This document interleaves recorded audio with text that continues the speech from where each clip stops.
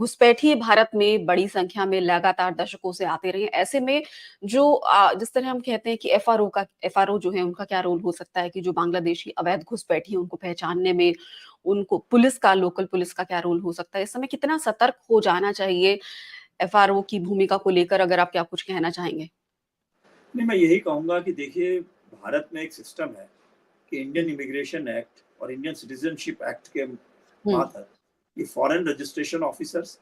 जो कि generally police के कप्तान हुँ, होते हैं या पुलिस की जो हुँ, संस्थाएँ होती हैं हर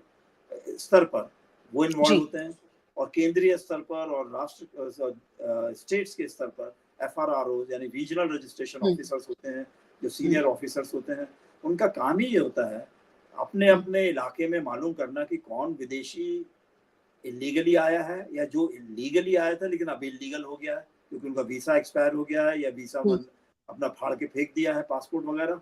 तो एक प्रकार हुँ, से ये उनकी जिम्मेदारी बनती है और उनको पूरी ताकत है इस बात को इन्फॉर्म रखने की अपने को और पूरे रिकॉर्ड्स रखने की। मैं समझता हूँ कि भारत की संस्थाएं इतनी कमजोर नहीं हुई हैं अभी तक। कमजोर क्या हुआ है, क्योंकि पॉलिटिकली जो भी राजनेता होते हैं उनको सपोर्ट मिलती है इन इलीगल माइग्रेंट से, क्योंकि वो कहते हैं सब माई बाप, हम तो आपको वोट दे देंगे, आप हमको जमीन दिलवा दीजिए थोड़ी सी, हुँ, और आपको कहीं काम करने के लिए करना है वोटिंग वगैरह के लिए या कहीं बूथ के लिए सपोर्ट करने के लिए हम तैयार हैं आगे के लिए। तो भारत के अपने नागरिकों के खिलाफ इस तरह के जो इलीगल माइग्रेंट्स आते हैं वो बन के खड़े हो जाते हैं। तो मैं समझता हूँ कि जो पॉलिटिकल फैक्टर्स होते हैं वो किसी हुँ। प्रकार से डेमोक्रेसी को वीकन करने का करते हैं, जबकि डेमोक्रेसी को पॉलिटिकल फैक्टर्स और पॉलिटिकल पार्टीज को स्ट्रेंथन करना होता है। ऐसे में थाना जो स्टेट पुलिस है उसकी भूमिका होती है कि वो आइडेंटिफाई करें इन इलीगल इमिग्रेंट्स को। तो थाना क्षेत्र जो होता है उसकी क्या भूमिका हो जाती है? मैं जिस दिल्ली के इलाके में रहती हूँ या मैं जिस डिस्ट्रिक्ट में हूँ, वहाँ चाहे हम डीएम की बात करें, चाहे हम पुलिस की बात करें, उन्हें अब इस पूरी परिस्थिति को पड़ोसी देश में जो हो रही है उसे देखते हुए और जिस तरह भारत में लगातार घुसपैठिए बैठे हैं इस समय और करोड़ों की संख्या में ये हो सकते हैं ऐसा अनुमान है। बीएसएफ की रिपोर्ट्स हम देखते हैं, बहुत सारी ऐसी भी रिपोर्ट्स आई जिसमें ये कहा गया जो भारत के जो सिक्योरिटी एजेंसीज की हैं कि ये जो इलीगल इमिग्रेंट्स हैं ये हमारी सिक्योरिटी के लिए खतरा हो सकते हैं और इनकी वजह से शायद ये भी कहा जा रहा है कि बहुत ज्यादा इंटरनल डिस्टरबेंसेस भी हो सकती हैं। नहीं, आपने सही कहा, ये सब बातें बहुत ध्यान में रखने की हैं। देखिए, पंजाब में अभी हाल में हुँ, सरकार ने ये निर्णय लिया कि 20 किलोमीटर तक जो है दायरा बीएसएफ की फोर्सेस का रहेगा, क्योंकि वहाँ पे जिस प्रकार से पाकिस्तान ड्रोन्स वगैरह के मसले तरीके से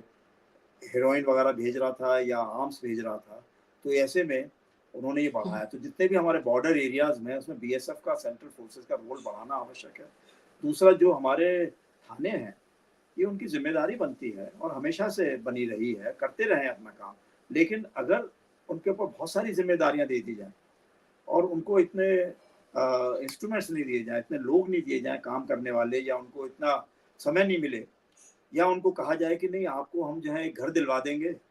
हुँ, अपार्टमेंट दिलवा देंगे कलकत्ते में या कहीं पर, लेकिन आप जो है उनको थोड़ा सा ओवरलुक कर दीजिए इस तरह की चीज़ों को, तो बड़ा मुश्किल हो जाता है। तो आपने जो है यानी हुँ, कि हाईएस्ट लेवल से ही आपने अपने पॉलिटिकल जो पुलिस सिस्टम है उसी को अंडरमाइन कर दिया, तो वो करना नहीं चाहिए, क्योंकि ये आवश्यक है। और ख़ास करके जिस तरीके के हालात अब बांग्लादेश में बने हैं